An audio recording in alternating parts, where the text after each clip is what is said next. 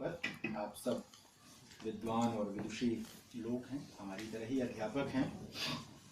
जो काम मैं करता हूँ वही आप भी करते हैं, अपनी अपनी जगहों पर अपने ढंग से पढ़ते पढ़ाते हैं। महाविद्यालय की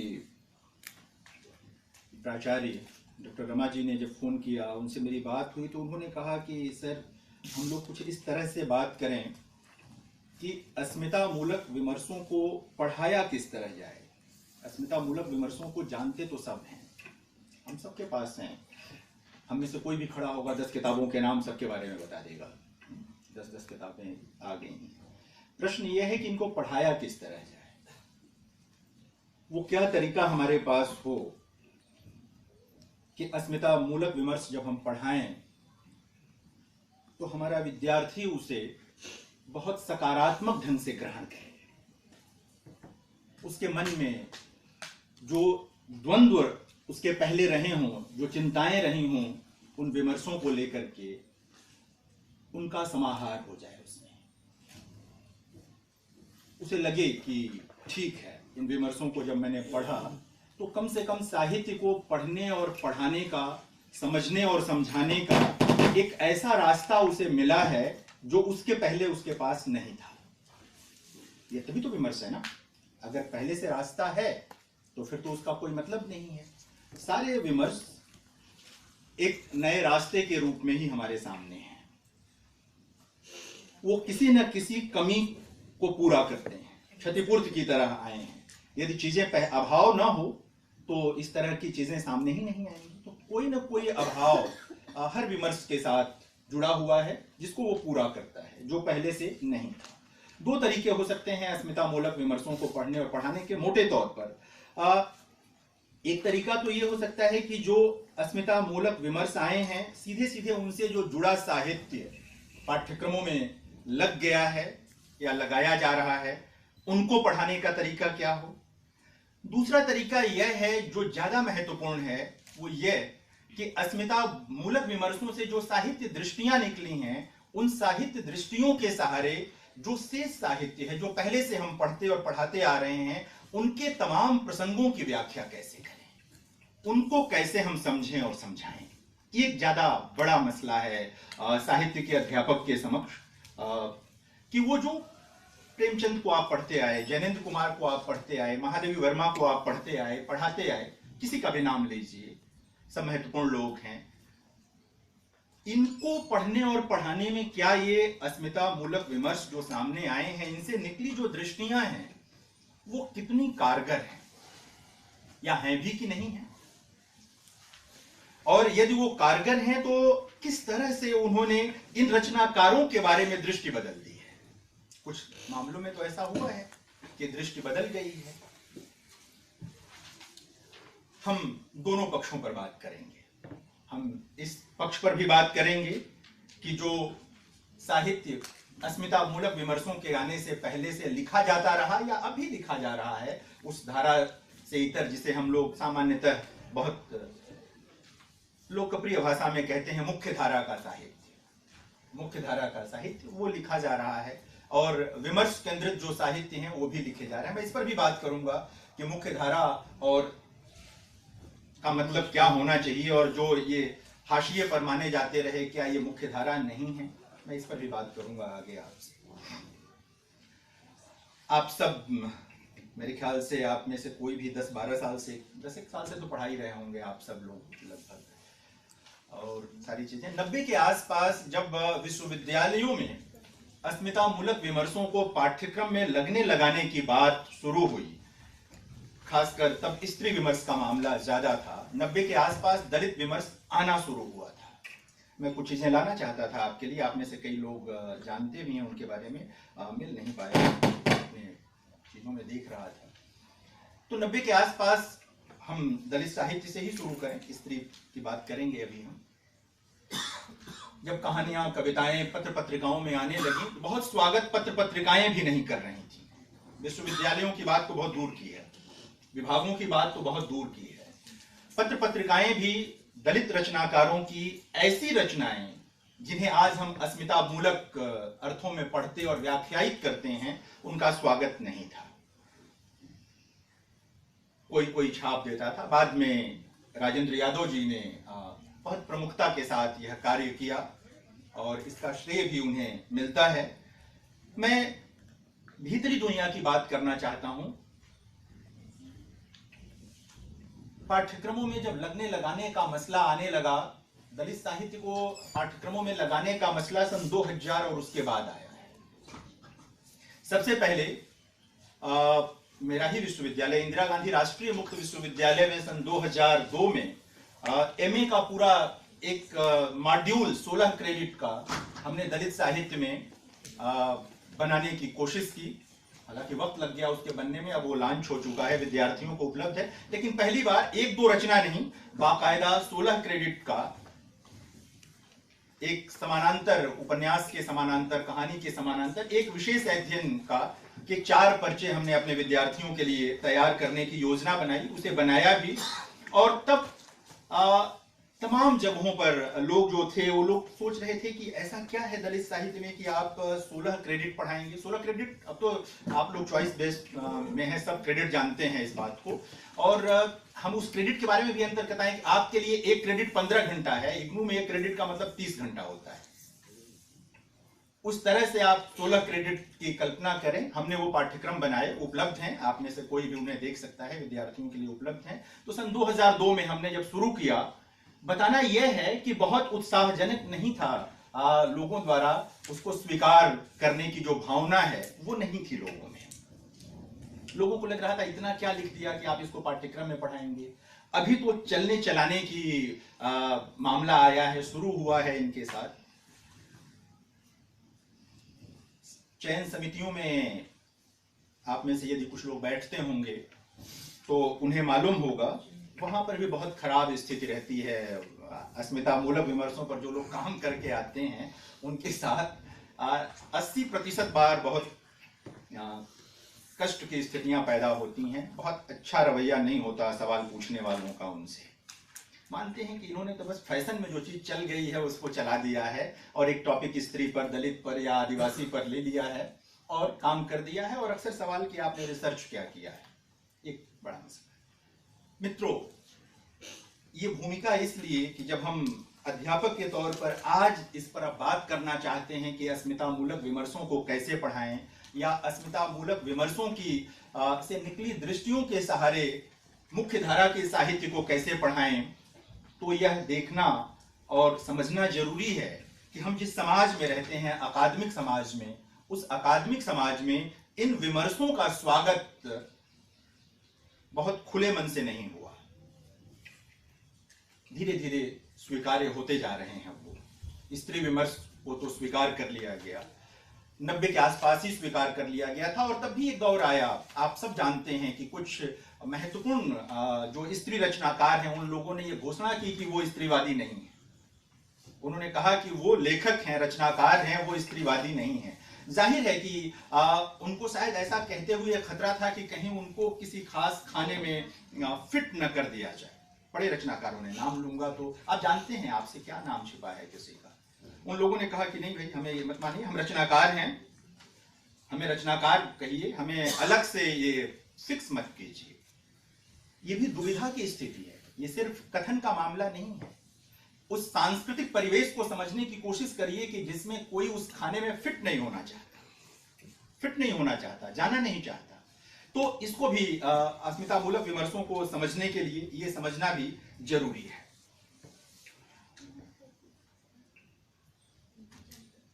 एक काम और भी हुआ है जिसके लिए मैं आगे करूं कि अस्मिता मूलक विमर्शों को लेकर अकादमिक दुनिया में एक स्थिति हुई है कि जहां एक और बहुत अच्छे काम आए हैं, खास करके शोध के, एमफिल और पीएचडी के, वहीं पर ऐसे भी कार्य आए हैं जिनमें टॉपिक तो अस्मिता मूलक विमर्श का होता है, लेकिन भीतर जो होता है वो इतना परंपरागत होता है कि आप मतलब क्या कर सकते हैं, आप सर पीट सकते हैं, ढूंढ सकते हैं, जो भी मुहावरा आप लगाना चाहें लगा लीजिए उस पर।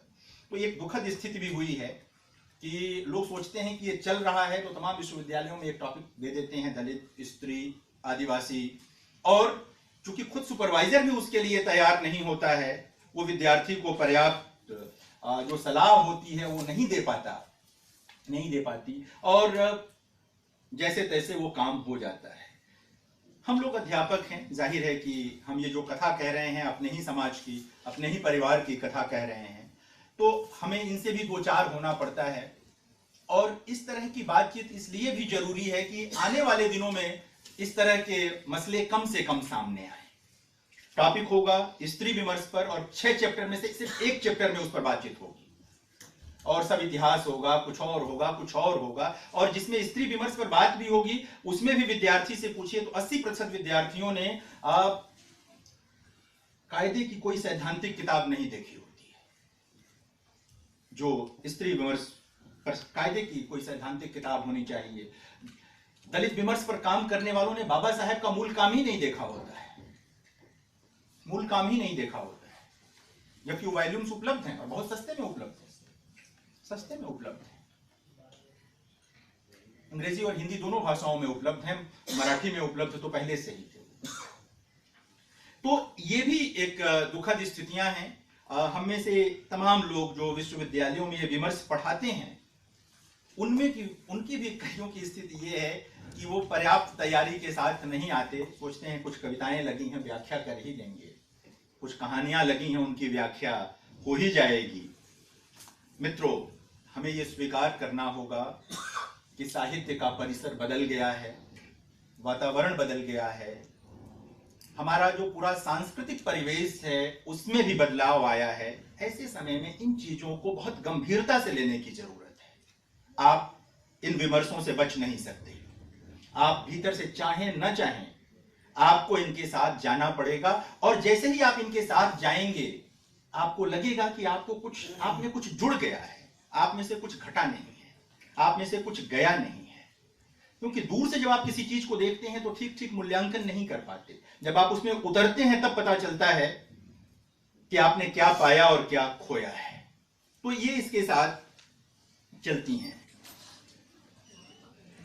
मैं सोचता हूं कि बातचीत हम वहां से शुरू करें जो हमारा मुख्य धारा का साहित्य जिसे हम कहते हैं। बार बार मुझे ये शब्द कहने की अनुमति दें, क्योंकि यही पद हमारे वहां चलन में है, मुख्य धारा का साहित्य ही चलन में है, यही पद चलन में है।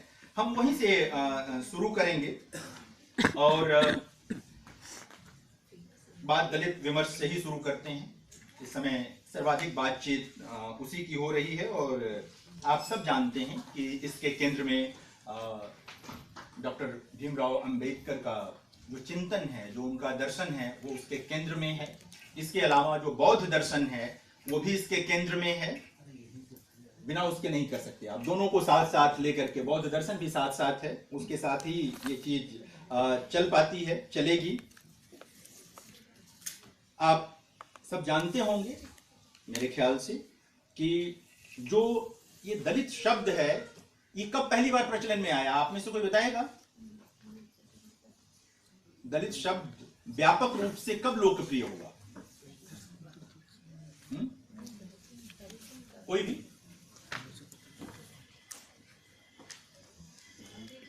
में तो सब दलित पैंथर्स के बाद ज्यादा आया है। हाँ, बिल्कुल सही शब्द आपने इस्तेमाल किया। 1970 के दशक में महाराष्ट्र में दलित पैंथर्स ने दलित शब्द को लोकप्रिय बनाया, दलित शब्द को लोकप्रिय बनाया 70 के और उसके बाद के समय में। आपको एक घटना बताऊं, साहित्य पे बाद में बात करूंगा। आप सबने दीवार नाम की फिल्म देखी है? उसका एक बड़ा मशहूर दृश्य है जिसे बार बार दिखाया जाता है। वो पैसा नहीं देता है, जो पॉलिश करने के बाद जो बच्चा है नायक, जो बाद में अमिताभ, आपको मालूम है ये सलीम जावेद ने ये कहां से लिया था? ये दलित पैंथर्स से उठाया था। ये दलित पैंथर्स से उठाया था। इस स्वाभिमान का जो मसला उठा था, दलित पैंथर्स ने इस स्वाभिमान का मसला उठाया था कि हम श्रम करते हैं, उसकी कीमत होती है, कोई आप पर हम तो उपकार नहीं करते हैं। बेसिकली ये थाट वहां से लिया गया था, ये वहां से। ये है देखने की दृष्टि है। जब आप चीजों को जानते हैं तो बदल जाता है सिनेमा आपके लिए।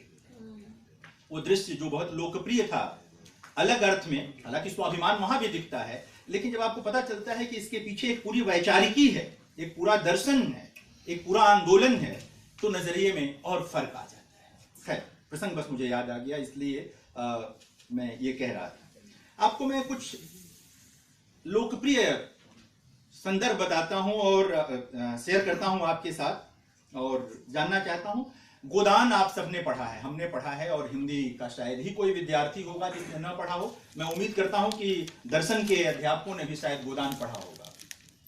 पढ़ा है दर्शन शास्त्र के अध्यापकों ने? सुना है हिंदी विभाग में जा जाके पढ़ा भी है, हाँ? कुछ लोगों ने तो पढ़ा ही होगा, अच्छे से पढ़ा सर, खासकर जो मतलब हिंदी क्षेत्र से आने वाले लोग होंगे। हम उम्मीद करते हैं कि वो एक इतना लोकप्रिय उपन्यास है कि लोग उसको पढ़ लेते हैं। उसके मैं दो दृश्य की व्याख्या अभी मैं करूंगा दलित संदर्भ में, और एक दो दृश्यों की व्याख्या करूंगा स्त्री दृष्टि के संदर्भ में। एक दृश्य है जब दलित समाज के लोग माता दीन को पकड़ते हैं। माता दीन उसमें एक चरित्र है जो एक दलित स्त्री के साथ पहले प्रेम, चूंकि जो मित्र नहीं जानते उनके लिए क्या कहते हैं फिलॉसफी के, एक ब्राह्मण पात्र है माता दीन, जो एक दलित स्त्री सिलिया के साथ प्रेम का स्वांगी कहना चाहिए आरंभ में करता है, और फिर वो गर्भवती हो जाती है और उसे वो छोड़ देता है। ऐसे समय में दलित बस्ती के लोग इकट्ठा होते हैं, माता दीन को पकड़ते हैं और उसके मुंह में हड्डी डालते हैं। कहते हैं कि तुम हमें अपने में नहीं मिला सकते, लेकिन हम तो तुम्हें अपने में मिला सकते हैं। एक दृश्य ये है, ठीक है। दूसरा दृश्य है जब माता दीन सिलिया को धनिया के हस्तक्षेप के बाद सिलिया को स्वीकार कर लेता है, तो जाति की एक परिभाषा करता है, उस पर भी हम बात करेंगे, जिसमें वो कहता है कि जो अपना धर्म स्वीकार करे, उस पर काम करे, वो ब्राह्मण है, और दलित के अर्थ में कहता है कि जो इससे च्युत है। हालांकि मैं इस पे बात करूंगा और इस बड़े संदर्भ में हम उस पे बात करेंगे। ये जो संदर्भ है, आप कल्पना कीजिए कि ये 1935 और 36 का दौर है जब प्रेमचंद ये चीज लिख रहे हैं। ये वो दौर है, अगर आप ग्रामीण अंचल या सबसे ही पूरे सत्य से, वर्ण व्यवस्था के सत्य से, जाति व्यवस्था के सत्य से परिचित हैं, तो आप जानते होंगे कि दलित समाज के लोगों के साथ किस किस तरह की ज्यादतियां होती थीं, किस किस तरह से उनको सहना पड़ता था। ऐसे समय में प्रेमचंद जब दलित समाज के भीतर ये स्वाभिमान दिखाते हैं कि यदि आपने हमारी बेटी के साथ एक रिश्ता बनाया है तो उसे स्वीकार करिए, और आप इसलिए नहीं स्वीकार कर पा रहे हैं कि आप हमें अपने में नहीं मिला पा रहे हैं, हम आपकी श्रेष्ठता में नहीं है, तो आप हम में शामिल हो जाइए, आइए आप हमारे साथ शामिल हो जाइए। एक सामान्य व्याख्या है। इसके साथ यह भी जानना जरूरी है कि प्रेमचंद डॉक्टर भीमराव, दरअसल बहुत सारे लोग ये जानते हैं कि डॉक्टर भीमराव अंबेडकर और गांधी की बहस में प्रेमचंद ने गांधी का पक्ष लिया था, ये जानते हैं लोग। बड़े रचनाकारों को बराबर पूर्णता में पढ़ना चाहिए, टुकड़े टुकड़े में नहीं पढ़ना चाहिए, खासकर ऐसे रचनाकारों को जिन्होंने पूरे समय को प्रभावित किया हो, चिंतन को प्रभावित किया हो, कभी भी उन्हें टुकड़े टुकड़े में नहीं पढ़ना चाहिए। यह एक सत्य है कि गांधी के पक्ष में थे प्रेमचंद, तो दूसरा सत्य यह भी है कि उन्होंने उसी दौर में हंस के मुखपृष्ठ पर डॉक्टर भीमराव अंबेडकर की तस्वीर छापी थी पूरी, और उन्हें दुनिया के सबसे महान लोगों में से एक बताया था। और कर्मभूमि उपन्यास में जब उससे जब औरत से जब पिटवाते हैं, उसको उसकी हत्या करवाते, तो भी वो भी प्रेमचंद ही। किससे? कौन सा दृश्य बताएं पूरा? दृश्य में वो जो महिला होती जिसका बलात्कार किया होता, अंग्रेज सिपाहियों ने, मुन्नी, तो मुन्नी से अपनी आप रक्षा में वो बद तक करवाते, हत्या तक करवाते, मारे तो उसको छुड़वाते भी हैं। अभी हम बात करेंगे उस पर, अभी मुन्नी के संदर्भ में मैं व्यापक बात करूंगा। मैंने कहा ना, टुकड़े टुकड़े में बात नहीं हो सकती। जब भी मैंने कहा कि जब भी बड़े रचनाकार पे बात करें तो संपूर्णता में बात करें। प्रेमचंद को समझने के लिए जरूरी है कि प्रेमचंद ने 2000 से अधिक पृष्ठों में चिंतन परक लेखन किया है, उसको भी देखिए। कथा साहित्य में यह संभव है कि नायक और खलनायक की पहचान में भी दिक्कत हो जाए। यह हो सकता है कि कौन मुख्य नायक है, कौन प्रतिनायक है, आपसे चूक हो जाए, लेकिन लेख में वही होता है जो लेखक कह रहा होता है, उसके अलावा उसका कोई निहितार्थ नहीं होता है। मैं ये कहना चाहता था, जहां हम बात कर रहे थे कि डॉक्टर अंबेडकर के प्रति लगातार प्रेमचंद के मन में सम्मान था, तस्वीर भी छापी उन्होंने, डॉक्टर अंबेडकर के पक्ष में भी लिखा है उन्होंने, और वे डॉक्टर अंबेडकर के जिस कर्मभूमि का आप जिक्र कर रहे हैं, वो कर्मभूमि पहला उपन्यास है हिंदी का जिसमें डॉक्टर अंबेडकर के उन विचारों को शामिल किया गया है कि दलितों को मुर्दा जानवर नहीं खाना चाहिए। वो पहला उपन्यास है और ये डॉक्टर अंबेडकर का सीधा प्रभाव है। उसके पहले डॉक्टर अंबेडकर ये कह चुके हैं। जब भी मिलाकर पढ़िएगा साथ साथ तो लगेगा आपको कि कैसे चीजें चलती हैं। तो मैं ये माता दीन के संदर्भ में बात करना चाहता था। तो प्रेमचंद डॉक्टर अंबेडकर के कार्यों से लगातार प्रभावित हैं। लोग सोचते हैं कि प्रेमचंद ने जो मंदिर प्रवेश का मसला लिखा कहानियों में, वो सिर्फ गांधी के प्रभाव से नहीं, उसके पहले डॉक्टर अंबेडकर ने भी यह कार्य किया था। डॉक्टर अंबेडकर को बहुत जल्दी ये लग गया कि मंदिर प्रवेश से दलित समाज की मुक्ति का मामला नहीं बनेगा, इसलिए वो दूसरे दिशा में निकल गए, उससे बड़े मुद्दों की तरफ बढ़ गए। लेकिन आरंभ में वे भी मंदिर प्रवेश का आंदोलन लड़ रहे थे। तो कहना यह है कि प्रेमचंद या कोई भी रचनाकार अपने समय को समझता है। प्रेमचंद गांधी को समझ रहे थे, प्रेमचंद बोल्शेविक क्रांति को समझ रहे थे, प्रेमचंद बुल्गारिया में होने वाले किसान आंदोलन को समझ रहे थे, प्रेमचंद डॉक्टर भीमराव अंबेडकर के आंदोलन का महत्व भी जानते थे। इसलिए वे इस तरह का जो चरित्र, जो स्वाभिमान निर्मित करते हैं 1935 में गोदान लिखते हुए, वह अनायास नहीं था, वह कल्पना पर आधारित नहीं था। यह डॉक्टर भीमराव अंबेडकर के सामाजिक सांस्कृतिक आंदोलनों का नतीजा था जो प्रेमचंद चरितार्थ कर रहे थे साहित्य में। आज जब आप इस दृश्य को डॉक्टर अंबेडकर के साथ मिलाकर पढ़ते हैं, दलित विमर्श से जो दृष्टि मिली है उसके साथ पढ़ते हैं, तो आपको लगता है कि प्रेमचंद आने वाले सिर्फ आजादी की लड़ाई की बात नहीं कर रहे थे, आजादी को बहुत बृहत्तर अर्थों में प्रेमचंद देख रहे थे। मुक्ति किसके लिए? सिर्फ उपनिवेशवाद से मुक्ति? सिर्फ अंग्रेज चले जाएंगे तो सब शांत हो जाएगा? नहीं, प्रेमचंद चाहते थे कि उपनिवेशवाद से मुक्ति मिले, पितृसत्ता से स्त्रियों को मुक्ति मिले, जमींदारों से किसानों को मुक्ति मिले, मजदूरों को मुक्ति मिले, और जाति व्यवस्था से इस देश में, इस महादेश में जो हजारों साल के वंचित लोग हैं, उनको जाति व्यवस्था से मुक्ति मिले। लगातार प्रेमचंद का जो आप देखेंगे, लेखन देखेंगे, अगर 30 से 35 के बीच के उनके निबंध देखेंगे, तो प्रेमचंद पहले लेखक हैं हिंदी के बड़े रचनाकार जो कहते हैं कि जब तक आप जाति व्यवस्था को समूल नष्ट नहीं करेंगे, आप भारत की उन्नति की बात नहीं कर सकते। अब इन विचारों के साथ जब आप 1935-36 के इस उपन्यास को पढ़ते हैं और माता दीन के इस प्रसंग को पढ़ते हैं, आप तो सोचिए कि प्रेमचंद अगर इस दृश्य को नहीं भी रचते तो गोदान को तो सामान्यतः अध्यापकों ने और अध्यापकीय किस्म की आलोचना करने वालों ने किसान जीवन के महाकाव्य के रूप में पढ़ाया है, होरी के संघर्ष के रूप में पढ़ाया है। उसमें अगर माता दीन और सिलिया की इस कथा को किनारे भी कर दीजिए तो किसान की कथा तो बाधित नहीं है। यदि प्रेमचंद ने यह किया था तो यह सोद्देश्य था, यह सायास था, योजना बनाकर किया गया था, ऐसा नहीं था कि ऐसे ही कर दिया जाए।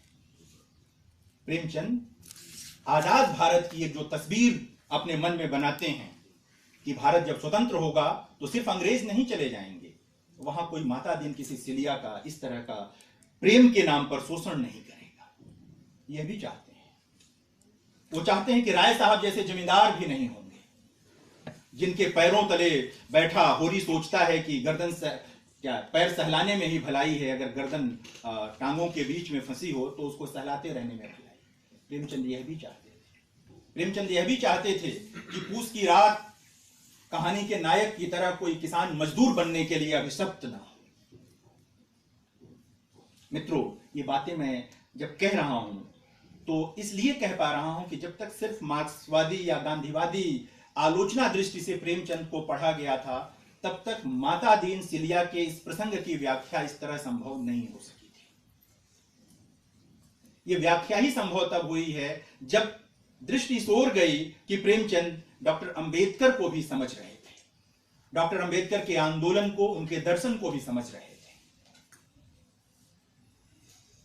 याद करिए,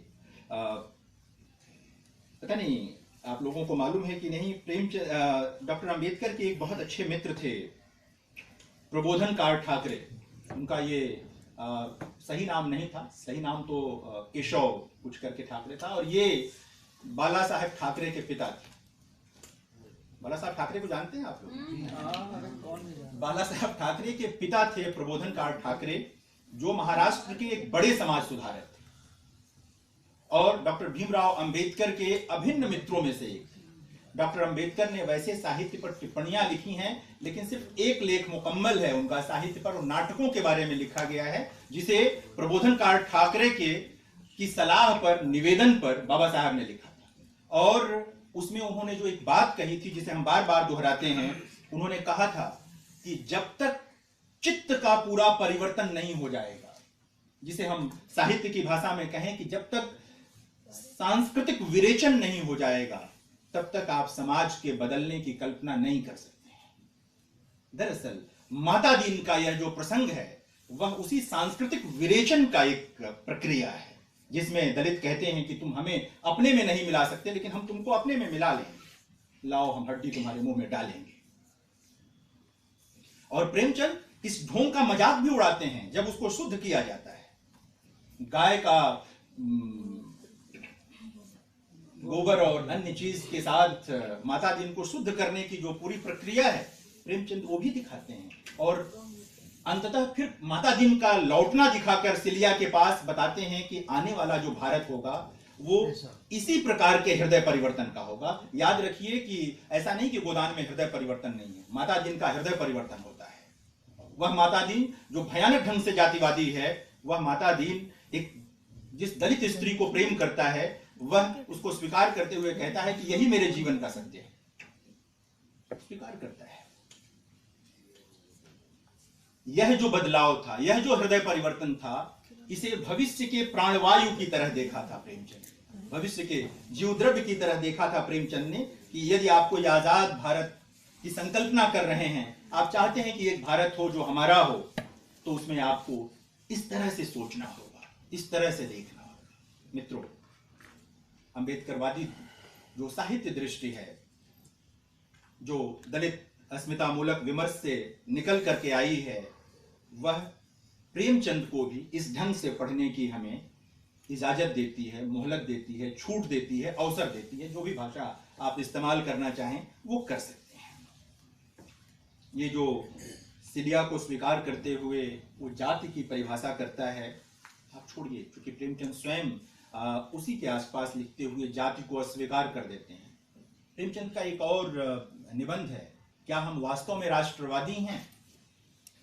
प्रेमचंद जब माता दीन जैसे चरित्रों की बात कर रहे थे, जब दलित उत्थान की बातें कर रहे थे, दलित मुक्ति की बातें कर रहे थे, उसी दौर में जो परंपरागत साहित्य समाज था, उसने प्रेमचंद पर बहुत अटैक किए, उनको घृणा का प्रचारक कहा, और सरस्वती जैसी उस समय की सबसे बड़ी पत्रिकाओं में प्रेमचंद के खिलाफ, जिसमें खुद प्रेमचंद छपा करते थे उसके पहले, जिसमें छप छप के प्रेमचंद पूरी दुनिया में गए, उसी पत्रिका में श्रीनाथ सिंह, ज्योति प्रसाद निर्मल जैसे लोगों ने प्रेमचंद के विरुद्ध जहर उगलते हुए आलेख लिखे। आज 70-75 साल बाद यह देखकर कहना हमारे लिए आसान हो सकता है कि प्रेमचंद यह भी कर सकते थे, प्रेमचंद यह भी कर सकते थे, लेकिन यदि आप पूरे प्रकरण को देखेंगे कि प्रेमचंद का कितना विरोध हो रहा था। प्रेमचंद जब स्त्रियों, दलितों, वंचितों की बात कर रहे थे तो उनका स्वागत नहीं हो रहा था, तब शायद प्रेमचंद का जो वास्तविक साहित्यिक संघर्ष है, और उसे मैं सांस्कृतिक संघर्ष भी कहूंगा, समझ में आता है कि प्रेमचंद को इसके लिए कितना सहना पड़ा होगा, उस दौर में करना पड़ा होगा। उस लेख में प्रेमचंद कहते हैं, क्या हम वास्तव में राष्ट्रवादी हैं? प्रेमचंद कहते हैं कि हम एक ऐसे राष्ट्र का स्वप्न देखते हैं, हम ऐसी राष्ट्रीयता का स्वप्न देखते हैं जिसमें न कोई ब्राह्मण होगा, न कोई राजपूत होगा, न कोई कायस्थ होगा, न कोई बनिया होगा, न दलित जाति का नाम लेकर कहते हैं कि न कोई दलित होगा, उसको आप कहना चाहें तो या तो सब ब्राह्मण होंगे या सब दलित होंगे। कहने का अर्थ ये, अगर आप उसे नए ढंग से व्याख्यायित करना चाहें तो शायद प्रेमचंद एक ऐसी राष्ट्रीयता का स्वप्न देख रहे थे जिसमें भारतीय होना ही, मनुष्य होना ही शायद पर्याप्त हो हमारे, और किसी के मिलने के लिए, परिचित होने के लिए, आमने सामने होने के लिए एक बड़ी बात थी। प्रेमचंद ये सब नहीं भी लिखते, सिर्फ स्वाधीनता आंदोलन की मोटी कहानियों से मेरा आशय है जिसमें सिर्फ अंग्रेजों को भगाने का मसला होता, वो लिखते और सिर्फ किसानों के बारे में लिखते, तभी प्रेमचंद बड़े होते। लेकिन प्रेमचंद ने उसके अलावा अपने अंतिम दिनों में ठाकुर का कुआं जैसी कहानी, दलित विमर्शकार कफन जैसी कहानी के साथ तो जिरह करते हैं। मैं उसका स्वागत करता हूं, किसी भी जिरह का स्वागत करना चाहिए। मित्रों, अस्मिता विमर्शों ने एक बड़ा काम किया है। साहित्य के परिसर में उन्होंने लोकतंत्र स्थापित किया है कि अर्थ का एक लोकतंत्र भी होता है। आप एक निश्चित अर्थ जानते रहे हैं एक पाठ का, अस्मिता विमर्शों के आने के बाद उस पाठ के कई अर्थ खुले हैं। एक तरह का अर्थ का लोकतंत्र निकल करके आया है हमारे सामने। एक बड़ी उपलब्धि है अस्मिता विमर्शों की, सकारात्मक ढंग से उसको देखने की जरूरत है। मैं क्या कह रहा था, मूल चीज ठाकुर का कुआं की बात कर रहे थे। ठाकुर का कुआं की बात कह रहा था। ठाकुर का कुआं को लेकर के जो भी ओम प्रकाश वाल्मीकि का एक बहुत अच्छा लेख है, कभी मौका लगे, आप में से कुछ लोगों ने पढ़ा होगा, जिन्होंने नहीं पढ़ा होगा उससे जरूर पढ़िए। इस दौर में प्रेमचंद दलित समाज के लिए निबंध लिख रहे थे, जिस दौर में प्रेमचंद माता दीन के हृदय परिवर्तन में भविष्य का भारत देख रहे थे, जिस दौर में प्रेमचंद स्त्रियों के बारे में बात कर रहे थे और गबन जैसे उपन्यास में पति की संपत्ति में पत्नी के अधिकार की बात कर रहे थे, उसी दौर में प्रेमचंद ने यह देखा, ठाकुर का कुआं जैसी कहानी लिखते हुए उन्होंने दिखाया कि हम बड़ी बड़ी बातें करते हैं, महानता की बातें करते हैं, ये वो सारी चीजें, लेकिन एक अदना सी चीज पानी, जिस पर प्रकृति ने भी कोई प्रतिबंध तब तक तो नहीं लगाया था, तब तक बिस्लरी नहीं बिकता था। प्रकृति, अदना सी चीज पानी जिस पर प्रकृति ने भी कोई पहरा नहीं लगाया, उस पर भी जातिवादी व्यवस्था ने पहरा लगा दिया है कि दलित कौन सा पानी पिएगा, राजपूत कौन सा पानी पिएगा, ब्राह्मण कौन सा पानी पिएगा, कायस्थ कौन सा पानी पिएगा, XYZ जो भी एक श्रेणीबद्धता है जाति की, वो कौन क्या पिएगा ये तय कर दिया है। वो 2.5 पेज की कहानी जो ठाकुर का कुआं है, मैं उसे प्रेमचंद की कहानी कला के सर्वोत्तम उदाहरण के रूप में देखता हूं। वो सिर्फ दलित की बात नहीं करता है, बीच में मुश्किल से 10 पंक्तियां भी नहीं होंगी जब सवर्ण घरों की स्त्रियां ठाकुर के कुएं पर आकर के पानी भरती हैं और वो अपने घरों की बात करती हैं कि उनकी स्थिति अपने घरों में दासी से ज्यादा नहीं है, शोषित हैं वो वहां पर। तो प्रेमचंद एक साथ दलित का प्रश्न उठाते हैं, सवर्ण घर में स्त्री का प्रश्न उठाते हैं और दलित घर में भी स्त्री का प्रश्न उठाते हैं कि किस प्रकार एक दलित स्त्री तहरे गुलामी का जो है वो शिकार होती है। वो जाति व्यवस्था की भी शिकार है और वो पितृसत्ता की भी शिकार है। दो समानांतर चीजें चल रही होती हैं। मित्रों, ठाकुर का कुआं की यह जो नई व्याख्या है जिसमें पितृसत्ता भी दिखाई देती है, उस स्त्री के माध्यम से जब वो एक आलाप करती है और बताती है कि फलां जी ये करेंगे लेकिन पानी नहीं लेने देंगे, फलां जी ये करेंगे पानी नहीं लेने देंगे, जो एक आलाप में उसका पूरा प्रसंग आता है, तो प्रेमचंद एक साथ पितृसत्ता की आलोचना के साथ स्त्री विमर्श ने हमें वो दृष्टि दी है कि हम देख पाए कि एक दलित स्त्री किस तरह सिर्फ जाति व्यवस्था की नहीं पितृसत्ता की भी गुलाम है। क्योंकि कई बार जब हम सिर्फ दलित की बात करते हैं तो दलित में दलित स्त्री की बात करना भूल जाते हैं। अब खुद दलित विमर्श के भीतर दलित विमर्श में स्त्रियों ने अपना काम शुरू किया है और एक बड़ा मजबूत हिस्सा स्त्री विमर्श का भी दलित विमर्श के भीतर निकल करके आया है। लेकिन एकदम बिल्कुल आरंभिक दौर में ये चीज नहीं आई थी। मैं उस ओर नहीं जाऊंगा। मैं कहना यह चाहता था प्रेमचंद के इस उदाहरण के माध्यम से ऐसे अनेक